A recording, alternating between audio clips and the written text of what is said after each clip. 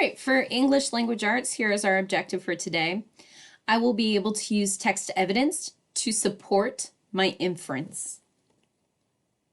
So, when we make an inference, we use text information to make logical guess about information that is not stated directly in the text. An inference doesn't have a right answer, but there are good inferences and bad inferences. A good inference is based on sound reasoning and text evidence.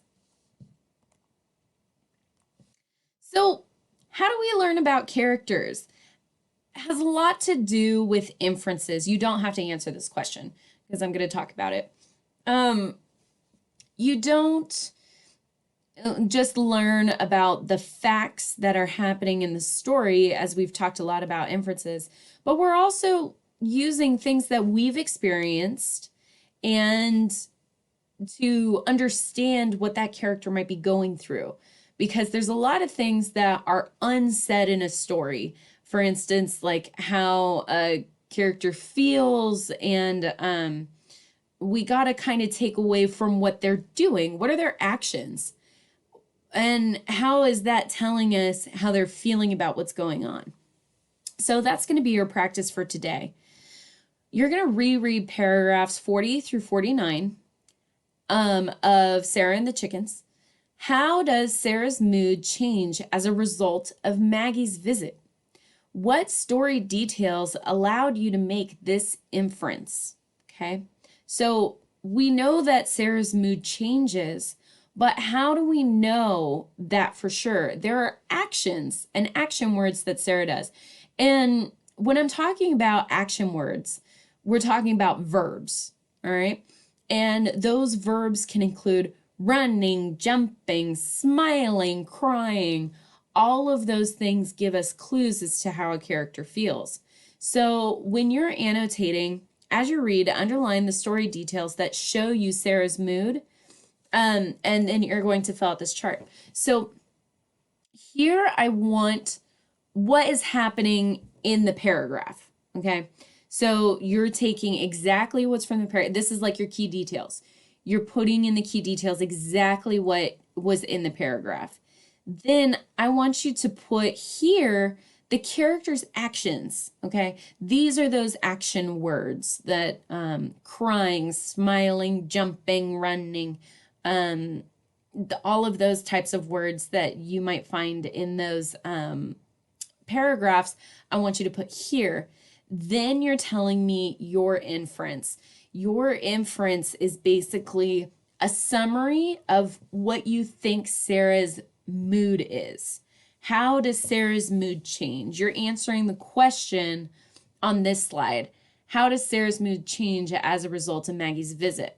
Okay, so that how you know that Sarah's mood's changed is your inference, because the text doesn't just tell you Sarah's mood changes when Maggie visit because blah. You are taking the guess, okay? And that is what you're putting right here. So this is text evidence, this is characters' actions, and this is your guess as to how Sarah's mood had changed. Okay. Then you're going to reread paragraphs 11 through 22. So you're going back to kind of the beginning of the story. And you're going to make an inference about the narrator from her actions. Write a paragraph stating your inference and identifying the text evidence that supports the evidence. So you're going to tell me what happened in the story, what your inference is, and I want 3 to 5 sentences.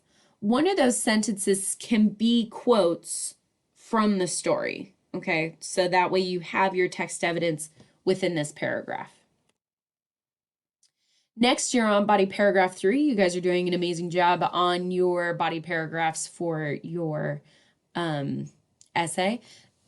And we're not used to doing a third body paragraph for this essay, but the conclusion is very, very short.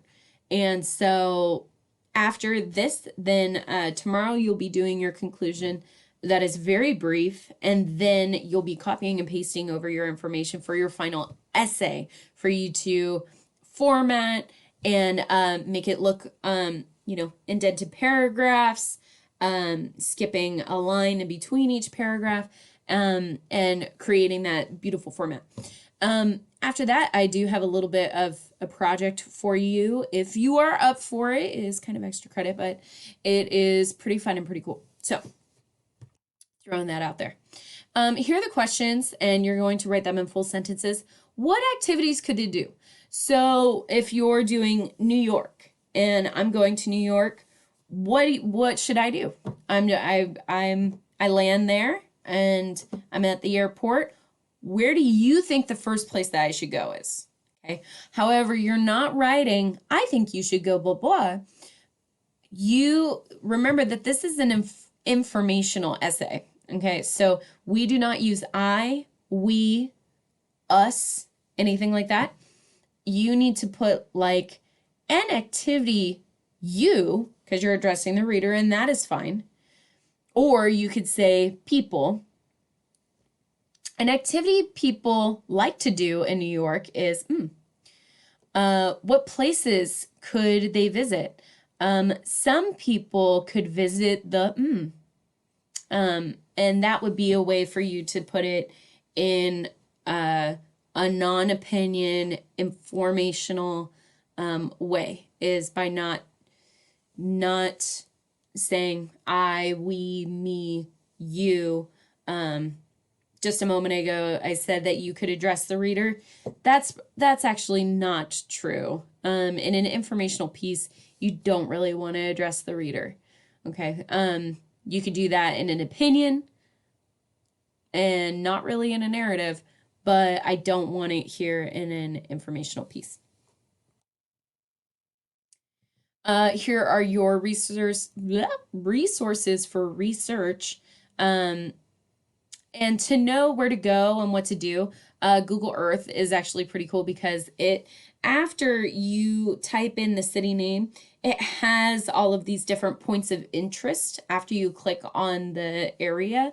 And so some of those could be areas or activities that people could do if they visit that city. So that's pretty cool. It is Thursday, so go ahead and go over to Miss Eigel's Google Classroom for directions. And don't forget to do your silent reading for the day.